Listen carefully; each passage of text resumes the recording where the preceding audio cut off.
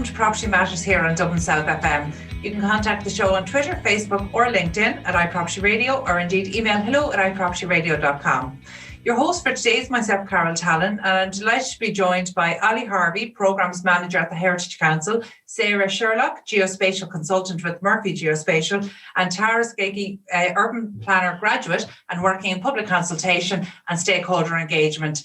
I am so delighted to have this panel together, because this is our placemaking panel, where we're going to look at some of the things that get heavily criticised online and maybe try get to some information and some details, and maybe look at some of the trends that we're seeing since the pandemic.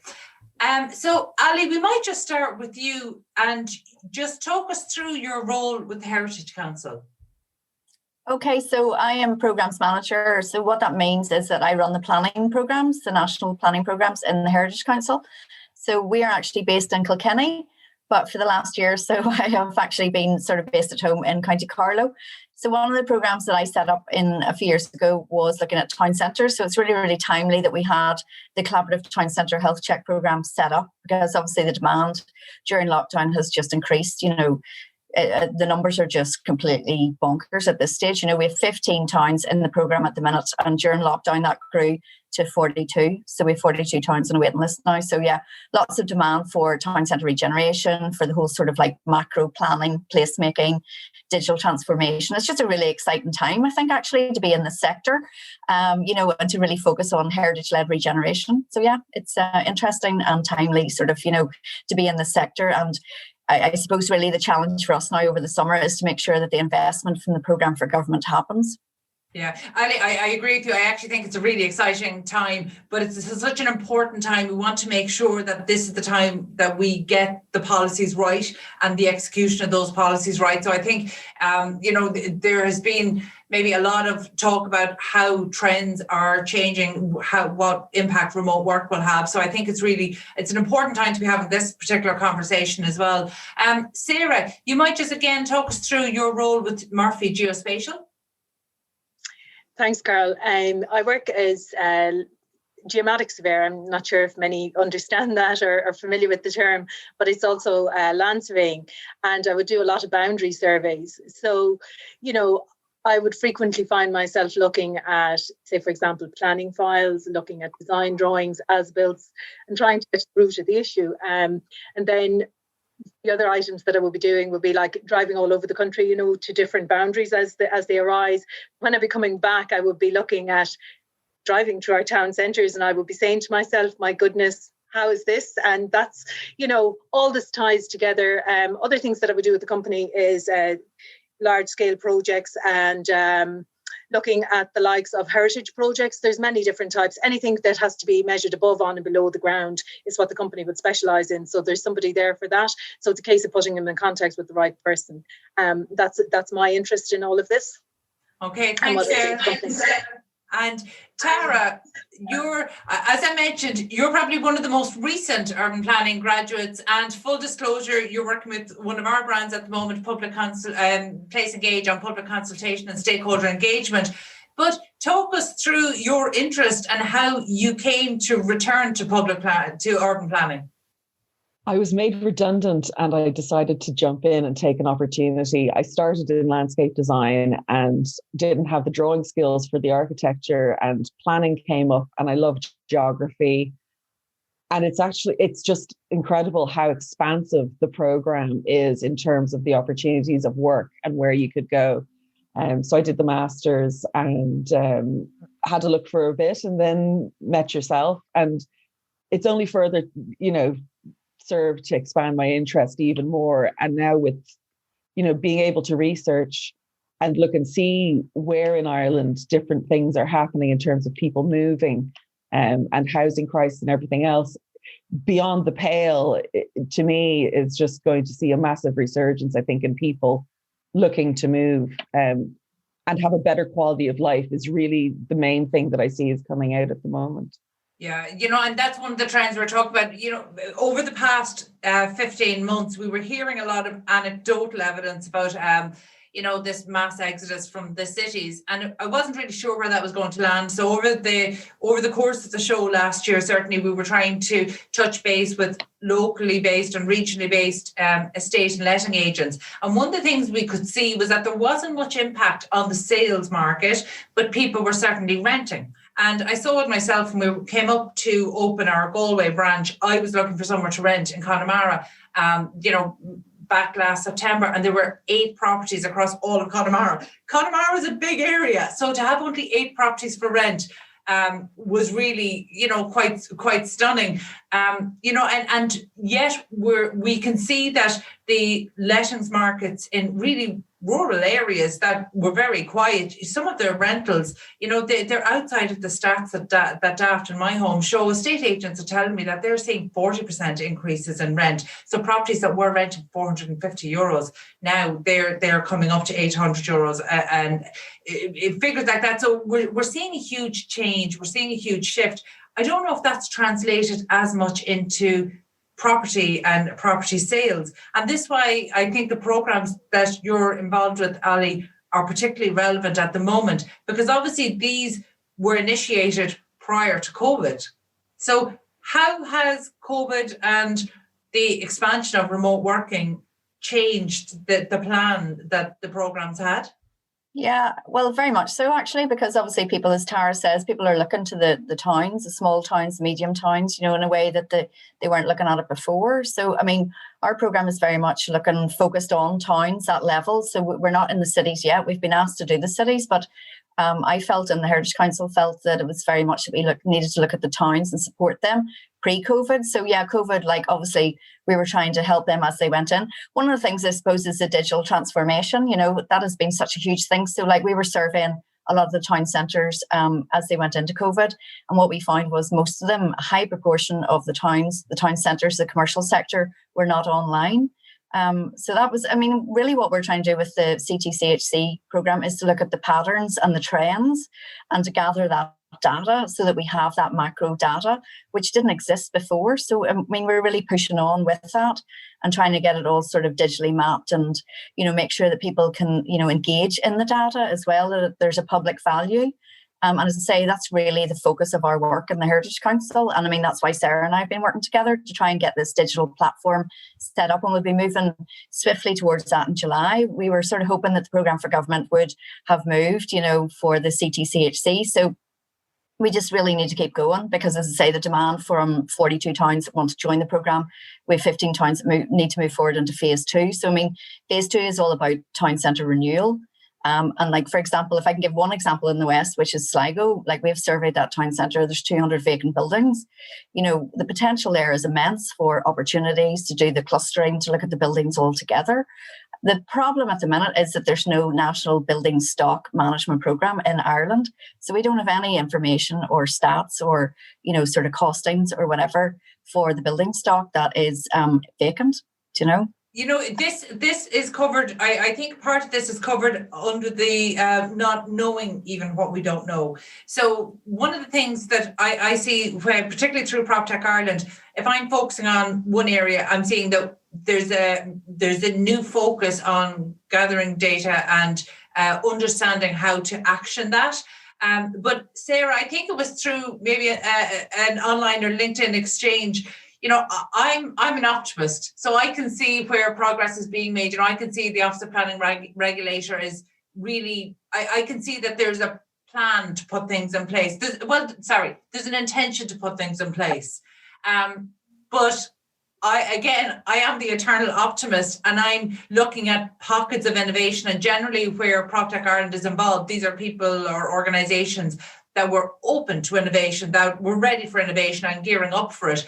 But can you through your work, not just the work that Ali referred to there, Sarah, but the work with Murphy Geospatial, where does Ireland sit in terms of having a digitised land stock? I think we've an awful lot of really good things. I don't think everything is bad. I just think it's a little bit disparate at the moment, and it needs a more joined up approach. And I think that's, I think there's a general realization that that's where we're going, and it will happen. but it just takes time. The Ordnance Survey I see as being one of the single biggest and best repositories that we all have. It's a consistent sort of data there since 1833, I think it is, and it goes right the way through to modern day.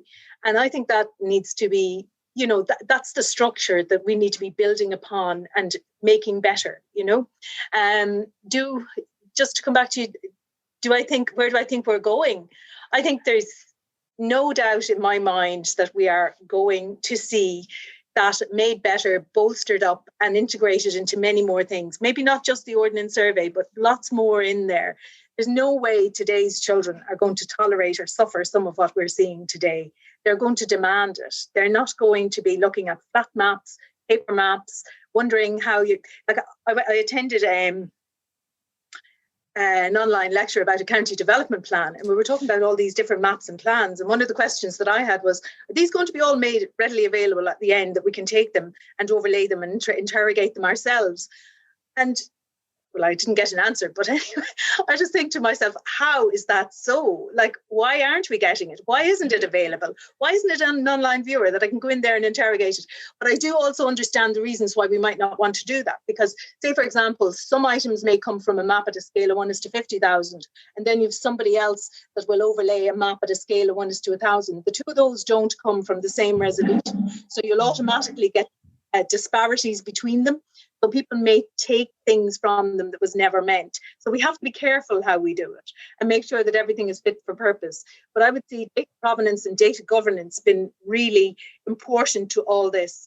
But one thing, we have the Aero Institute in NUI Maynooth, which is the All-Ireland Research Observatory. They're doing some pretty magnificent stuff. And I think the other thing that we really have to look at, this is the one thing that gives me the most hope in the last 12 months, is the work that the Land Development Agency have done. Now, I know it's not absolutely earth-shattering, but my goodness, it's fantastic. They've brought together their spatial data. It's in an easy-to-use, integrated viewer where everything is there, transparent, open, easy to understand. That's what we need to see. Like, why can't I see that when I go into my planning portals, my plan? Why isn't that linked? We need more linkages. We need more integration. We need more coherency, more consistency. It'll come. It just takes time. Do you know, I agree with so much of what you're saying there in terms of trying to make this process more accessible to the public. And through Place Engage, that's exactly what we've been trying to do, is input all of the available information in one place. But one of the things that I feel really strongly about, as somebody who is not an urban planner and I cannot read plans in the way that a more skilled person could. For me, I think immersive technologies, because planning is a public function, if we really want to make it accessible, we have to make people understand it. I think there's been an element of shutout.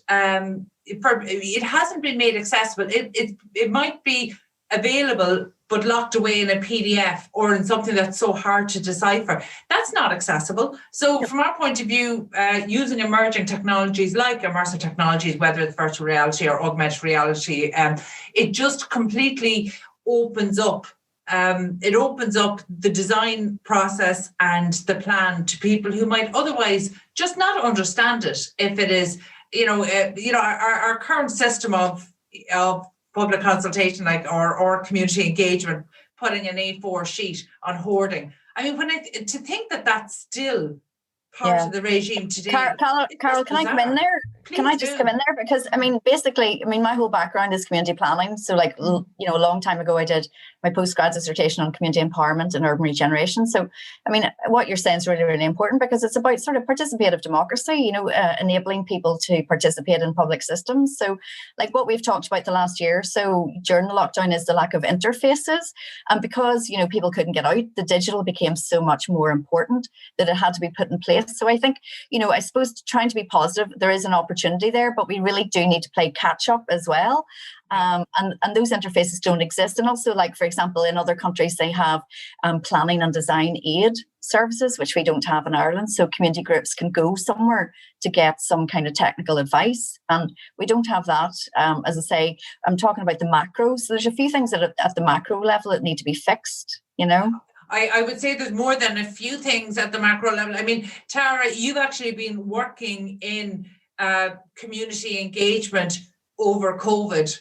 So, I mean, the challenges, how, talk to me about the challenges that exist when you can't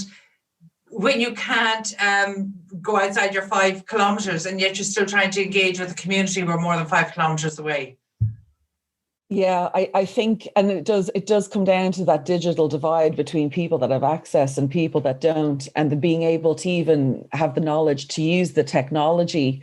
I mean, we were doing the work on, and it was, okay, well, I don't have Zoom. I have a phone. So let's adapt it to having a phone interview and taking a lot of hand notes, or send an email with a list of questions and then seeing a follow-up phone call that might help. But what I found as well in researching, both in university and lots of projects, like, not just one particular project, but kind of in general, any project, whether it's a regional city or indeed Dublin city, because we're seeing parts of that regenerated. How is that working?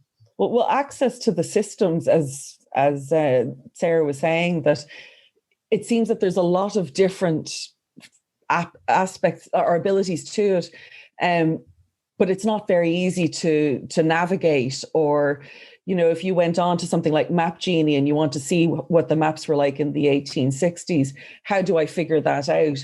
It's not always obvious to someone that hasn't experienced it before, which means that the knowledge is locked as opposed to be widely open. Yeah. Again, this comes back to planning being a public function. Has it gotten slightly derailed? And actually I'm throwing this out to the whole panel, so please, anybody who has a view on this, because I certainly don't know, but planning is a public function, but how ready are the general community to engage? How interested are they?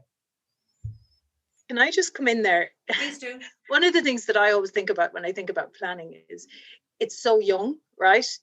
We only have rules and regulations as such since, the 2000s, really, right? So we're looking at 20 odd years there of maturity, okay? That has to grow, that has to get better. And I think people are genuinely trying to do it and trying to get better. And we all acknowledge that it can't continue the way it is. And our planning system, to what extent it actually plans, I'm not sure I'm convinced. I wonder, is it reactionary? Like, why is it that we don't know where the next houses are going to be built in our city? Why is it we don't know with more certainty? Why is it that we have to wait for somebody to lodge an application? Why are we seeing SHDs on outer orbital ring roads in provincial towns? Why? That's not planning. That's just something else. I don't know what it is. I can't even begin to describe it when there's so much brownfielding closer to the town centres. We need to sit down and take stock of what we have, analyse it, and actually plan. That's what I think we need to do. But is that not what the local development area plans are for? You would argue, yes. Can I just go back to the point about participation, and that you have to have an interface to engage with your public systems. So, if you don't have those interfaces in place, like, participation doesn't just happen. And I've been saying this for many, many years, based on all the theory that I would have studied years ago, and trying to apply that. So, consultation is totally different to participation. And again, I think we need to get that message through to the policymakers, some of whom have never studied sort of empowerment or participative theory. So, I have made that argument many times to the Department of Housing that consultation is not participation. Participation takes a lot of time, takes a lot of effort. It's only for people who are really committed to, participatory planning. And unless we get that understanding in our system, I think we're going to keep going around in circles. And that's why the Collaborative Town Centre Health Check Programme has been so immensely popular, because people are seeing for the first time. I was actually in a meeting last week with Cork City Council. We're working with UCC, we're working with the GIS officer. We've moved everything onto a digital surveying platform. And actually the community guy, Stephen Murphy, who has to be, sort of commended for pushing this in Cork City Council. He said to me, "My God, Ali, we're actually collaborating, like in a really wonderful way." So, I mean, that's something that I'm really proud of, because that's what we were trying to do. And we were really trying to get, across that the system, as Sarah says, it needs to move forward. And also, like, that took an immense effort over 4 years. Like, that's what I've sent to the Department of Housing last Thursday. This has been a battle for me. You know, it was never anybody said to me, what do you need, Ali? It was literally just trying to sort of work out what do we do now? What paths do we take now? How do we make this successful with the community groups, with the private sector, with the businesses in the commercial sector and the town centres saying just, oh my God, this is fabulous. This model is fabulous. Yeah, I think the key word there is the participation. It has to be two-way. And actually, we've really simplified this for both the private sector and public sector when we're going out to talk about this. In fact, in the same way that a lot of TV is being replaced by on-demand streaming, and you've podcasts overtaking a lot of radio. You know, what we're seeing here is the need for two-way communication. So actually, I'm not sure that websites are very one way. They go up, they're static, and they shout at people. Whereas what we're talking about, when you talk about interfaces, one of the things I'm seeing as a starting point there are the two-way platforms that open up engagement, but in a way that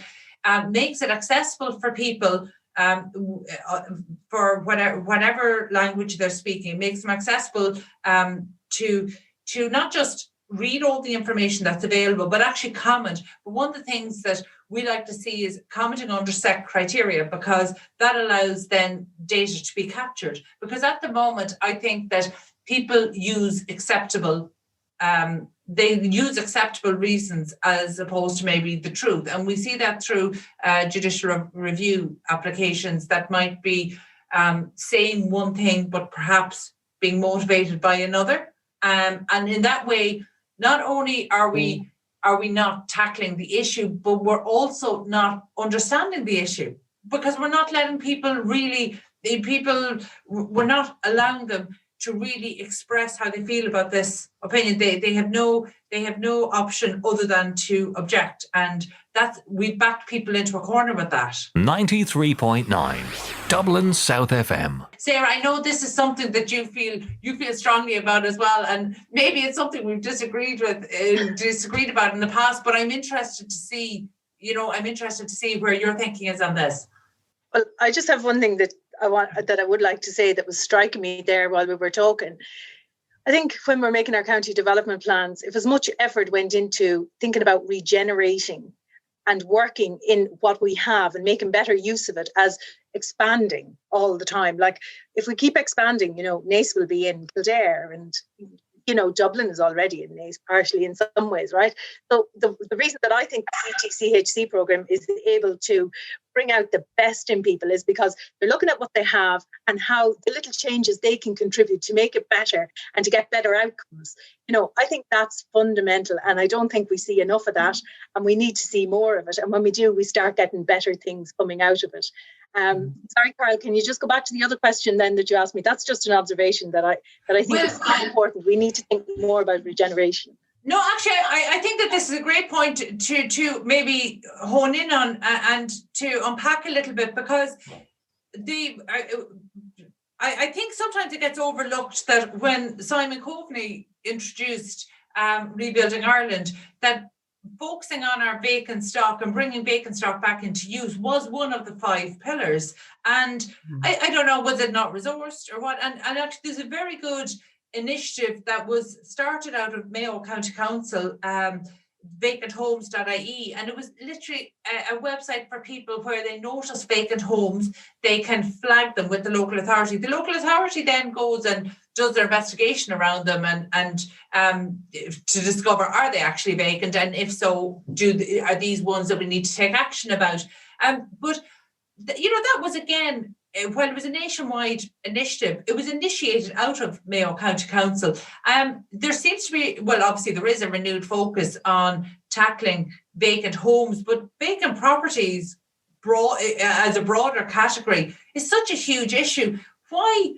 How has that been overlooked? Is it a cost? Is it that there isn't maybe the private sector profits to make it worthy of focusing on? Our internal obsession with new, that's what's wrong. It has to be new or it's no good. I don't think we look at things maturely and say, well, we have what we have. How do we make it better? How do we build upon it? How do we keep it for the next generation? We don't. everything in our life is disposable. We have a new thing, new. This mindset needs to change. It's not sustainable.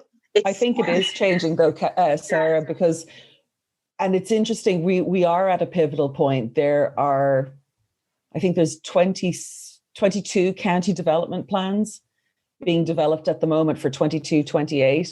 And within each of those, we've all signed up to the SDGs.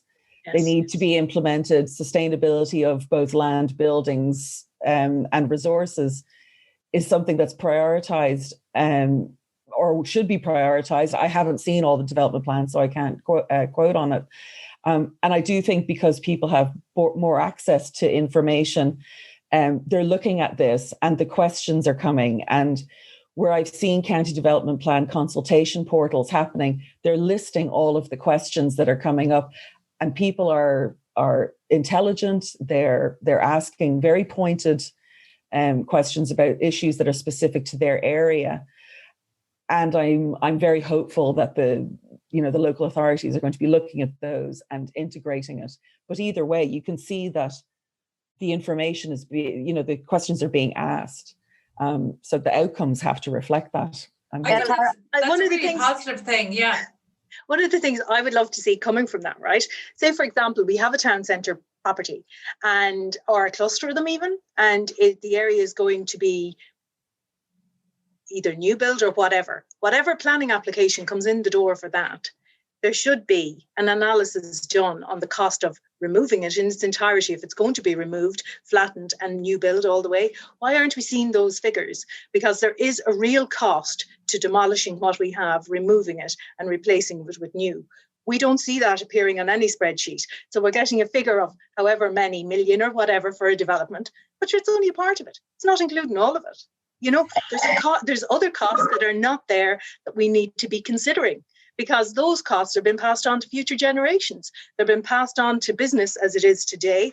There's lots of other things, environmental consequences. We are, where are we getting all of our materials from that we are constantly replacing for?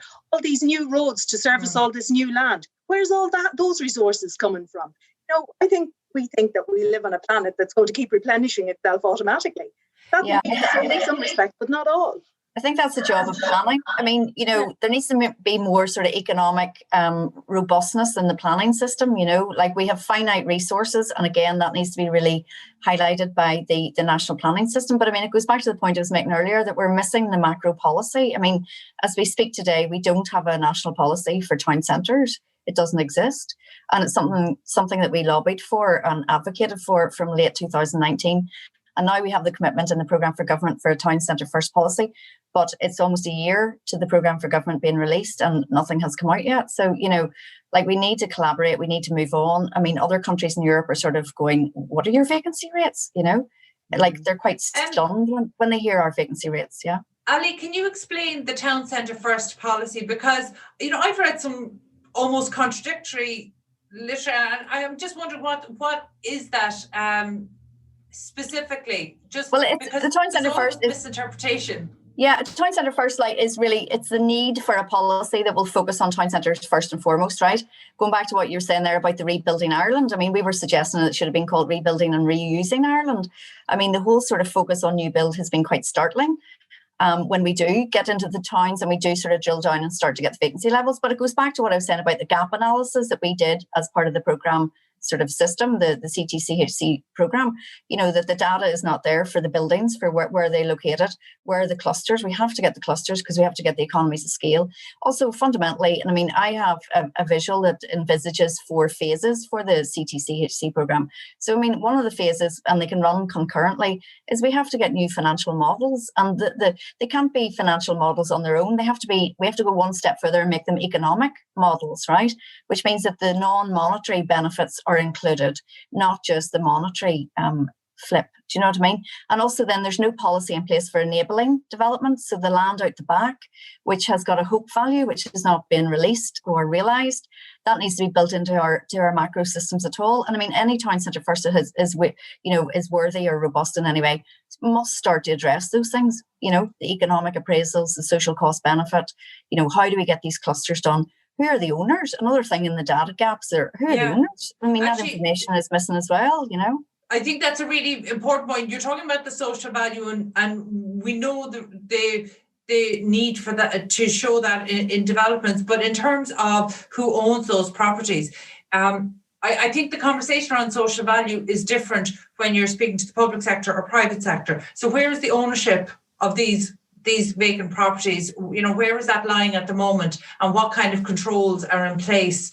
What kind of action can... Yeah, well, one of the things we did last week, actually, we had a webinar for compulsory sale orders in Europe, looking to see, what other tools are out there. I mean, I used to do CPO arbitration hearings when I worked in the private sector. I was in the private sector for nearly 10 years before I took up this job. So, compulsory sale orders then puts the onus on the owner to to shift the building, right? To put it back into the building stock. And it goes back to what I was saying about building stock management. If we don't have a national programme, we don't have a national policy. This to me is exciting. Like, I don't know why we're sort of holding back and sitting back. I think we should just dive in. And I mean, I think that part of the CTCHC programme is enabling us to do that, to sort of remove the blockages, whatever they are. But CSOs are really exciting insofar as they let the market demand what the price will be, as opposed to paying whatever. Like, we don't know how much we're paying. Are we paying over the odds with CPOs as opposed to CSOs? So there's lots of exciting things there to be explored as well, It seems that a lot of our conversation today is coming back to there not being a full understanding of what's available to us, whether it's in terms of data for future trends, or how the next cohort of home buyers, are they going to want to engage in a program of renovating properties, or does that need to almost be done for them, so they're being presented as new properties? How do you envisage these are going to be used, the vacant properties? Well, I mean, that has to be decided as part of the regeneration model. I mean, going back to Tara's point with the climate change, I mean, that's a real driver for change. One of the things that we're talking about, I actually have a meeting later this week to try and set up a pilot project looking at contemporary living in town centres. Do we need to knock through some of those buildings on the upper floors? If a building is a protected structure and it's got a tree growing out the roof, it's not really a protected structure, let's be honest, So there's a lot of sort of perverse things that have to be, dealt with, and we have to just deal with them. That's the thing. I think the do nothing message really needs to get out now, that do nothing is not an option anymore. And as I say, all the land that is behind the traditional main street needs to be looked at in terms of the hope value. And we also need to look at things like meanwhile use, like what is the temporary use that can go in there. But we also need to address the traditional building stock in our town centres. And as I say, there is no national programme for that at the minute, for building. We need to understand our buildings. Like, if you look at local area plans and you look at the town centre, it's designated as one zone. And I find that kind of remarkable, that you would have hundreds and hundreds of years of history and heritage in a town centre, and that doesn't come through in a local area plan at the minute. And the 3D, the character, the age, the era of the building, the architecture style, that's not addressed, that's not recognised, and it's certainly not valued. And I think that's really where this comes down to. The crux of the thing, as Tara said, and Sarah as well, we've all been talking about this, how come this has not been valued, and how do we sort of change our value system moving forward? I think, I think, Ali, having, come into this new and maybe looking at it more, with fresh eyes, and also just kind of seeing things like we are moving towards the point where our buildings will have to have a green passport. It's coming in from Europe. It's going to be slow but sure, but it'll be digitization of individual buildings, which ultimately, I hope, will include, the viability of it and the carbon load of all the materials that are going to be used, the economics of it, which should link in then with our land registry and give a long history. And I think if that was done with the heritage buildings, or, anything built from before now backwards, and link it in with the land registry with BIM, we're going to have a record that we can actually work with. And if the processes that I see developing at the moment with the LGMA trying to digitize the planning system, that's the first steps. And I do think that it will happen, but it's very slow and it's going to take money. But if the LDA is doing it with the land, I just don't understand why there's not a joined up interconnection of the technology. That almost brings us full circle back to Sarah's initial point, doesn't it, Sarah? It is indeed. But I would say there's a couple of things. Like, one, I just wonder if our general boundary system is one of the reasons that we are slow on the uptake on this. Like, if we had a precise cadastre where everyone knew where their posts were and their defined coordinates, you could design with certainty. You would have more freedom. You wouldn't have as much ambiguity about what your boundaries are, right? So I wonder, is that one of the major impediments? But to elaborate on what Tara said, absolutely. Like, if I have a building in a town centre at the moment and it has been scanned and surveyed and BIMmed to death, why aren't I bringing that into my local authority and saying, this is what I want to build, this is what I want to do? Then I go to my contractor and I say, here's what I want to do. I monitor his construction throughout the entire phase of the programme of works, right? At the end, I have then a really robust FM, PM piece of software that I can keep updating all my little things. I got my roof maintained, I have my maintenance manuals, all this in here. That's actually possible. Yeah, are you referring there, Sarah, kind of to the digital twin, the digital twin? Exactly. Yeah. And that's what's needed for the life cycle of buildings. But yes. How far away from, how realistic is it? Because we can see that for newer properties or new properties being handed over now, we can see leading contractors are handing over the digital asset along with the physical asset. So the building's being delivered. They are. How do we do that on a retro basis? But think about it. I think there comes a stage where we have to say, what's happened in the past has happened in the past. Let's draw a line in the sand, act like we're all grown up, mature, going to make good decisions for the generation coming behind us so they don't think we're barking mad, all right? And let's be positive about it, right? But what I will say to you is our planning system at the moment can't accept a BIM for the purpose of a planning application. So therefore, that's a problem, So it doesn't matter if I have the best BIM in the world. I have to put it in the bin if I want to bring it to the planning department because it doesn't work with their systems, So to be fair, though, that is something that's being worked on at the moment to try put in place a protocol that Absolutely. We can move towards digitizing the planning applications. How far away from that do you think we are? I'm not sure, being honest, because you'd have to wonder about consistency throughout local authorities. Are all local authorities consistent in how they take data in, use data, scan it up? Like I've seen some planning files which are spectacular, amazing. You can work with them so easily, pull down PDFs, all works. I've seen others, and I don't know what way they scan. But upside down, inside out, and like the dog Judith or something, I don't know. We need more consistency. We need to be really strict on how this information is taken into our local authorities and then disseminate it out, because we have to look about creating good systems, structures, policies that they all work for us going together. We should be looking at for me, genuinely, hand on my heart, I think planning offers the most opportunity to the entire of the rest, because it sets down, it's like this beautiful little foundation ground for everything to grow on, because it can all come out of it. It can capture it, but it needs to draw a line in the sand and say, here's how we're going to go forward, and take in the data and work with it. Like, it's 40 years. Here's something that I find most alarming. It's 40 years since the digital map, or since the map library in Trinity has received a serious deposition of maps and mapping, because we are gone digital. We're going to find ourselves with a big lacuna, so we need to think about this and how we're doing it. The other thing that I really struggle with every time I look at a county development plan, or any plan indeed, is where's our streetscapes? How come we're not seeing a 3D mapped streetscape? Where's that information? Like, how many years have we had flat maps? I know it's 1833 since the Ordnance Survey started mapping Ireland, right? We're still not seeing streetscape mapping. Why aren't we changing that? Why aren't we doing it? We have multiple different methods of doing that. Mass data capture. We're not doing it. Why? Yeah, but the really frustrating part about that is that a lot of this information is available. It's just locked away of being used for different purposes. And this is where the integrated thinking comes in. Sorry, Ali, you were just coming in there? Yeah, no, sorry. I was just going to say, I share Sarah's enthusiasm and passion, because, I sort of feel quite disillusioned with, the plans at the minute that I see. And Sarah and I were talking about this for at least a year. you want something to get excited about. And to me, my background is planning, whatever, but I also studied economics. So, like you want to talk about regeneration. It's about people in place.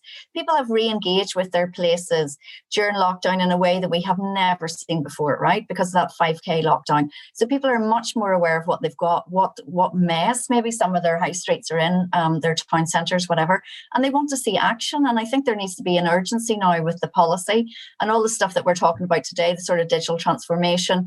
The Heritage Council very much with the CTCHC programme, like we are we kind of consider ourselves to be positive disruptors in a very positive way. That's really what we're trying to do, is to move the system on and to get this change that, obviously when you're trying to get change at a macro level, there's going to be resistance. That's just the way it is. That's how systems work. But like we've got the EU Green Deal coming, and Tara was talking about, what's coming there. And we've got the Bauhaus movement, the new European Bauhaus movement. So, I mean, there's lots of really exciting things at a European level. And I mean, as an Irish person and as an Irish citizen paying taxes, I don't want to see vacancy rates at the levels that we're seeing. And the Dutch keep asking me, why are your vacancy rates so high? Yeah. And that's such a huge issue. I'm so conscious of time now, so we're going to have to wrap up. But before we wrap up, there's one question that I definitely want to throw out to the panel. One of the problems I've identified is the overly political nature of planning, that we've turned into this reactionary policymakers, and that's really dangerous. In terms of how reactionary urban planning should be, my view is similar to what Sarah mentioned earlier, that there really needs to be a strategy in place that's followed. So similar to what we might see for our food policies through Board Bia, or through our tourism policies through Fáilte Ireland. And yet for our housing, which is so critical, it seems to be reactionary. Whatever's trending on Twitter is suddenly getting the attention of policymakers. How do we change that? And I'm going to ask each of the panel, just before we wrap up, maybe for one thing that needs to change for us to put in a more sustainable, to build our stock more sustainably, whether it's reusing what we have. So Sarah, I'll start with you. Final words. What would you like to see happen next? I'd love to see the obsession with new stopping and realising what we have, taking it, embracing it, and making better use of it. There's no reason why we can't. Our towns and our villages have served us for many, many years. And guess what? They will continue to do so if allowed. Yeah, I think that's a really great point, Sarah. Thank you. Tara?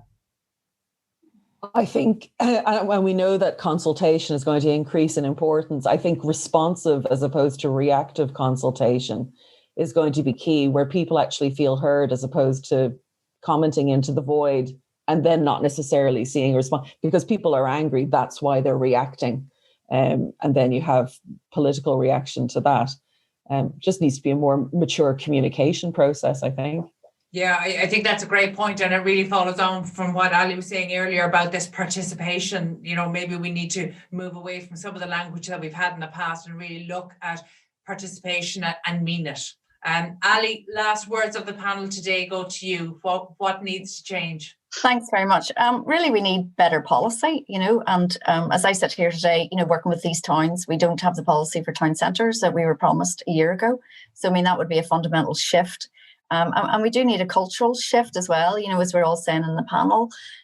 There's a lot of enthusiastic people out there who want to see the change happen. So, I mean, it's trying to get onto that winning pathway that the European Commission is encouraging. And making sure that Ireland does that, and that we can rehouse, our young people in our town centres, make them vibrant again, use those traditional buildings, look at the backlands, see how can we, redevelop those backlands, and, and just get going and stop sort of sitting around saying, okay, we can't do this, we can't do it, let us do it. Yeah, I love that. We can do it. Let us do it. It reminds me of a sign that used to be hanging over the door in my parents' house. The person who says it shouldn't be done took it out of the way of the people doing it. And it kind of sums up a lot of what's happening here today. We didn't even get to touch on some of the points like the 15-minute city and some of the other ones that we really wanted to get to today. So I feel like today maybe was only the start of a conversation, and I hope to pick it up again. Thank you so much for joining us this week. That was Ali Harvey, Programmes Manager at the Heritage Council, Sarah Sherlock, Geospatial Consultant with Murphy Geospatial, Tara Skeggy, Urban Planning Graduate and working in public consultation and stakeholder engagement right now. That's it from us this week. Thank you for listening into Property Matters on Dublin South FM. You can get in touch with the show on social media or by emailing hello@ipropertyradio.com. Also, my thanks to Peter Rice on sound. We're back at the same time next week. From myself and all the team here, stay safe.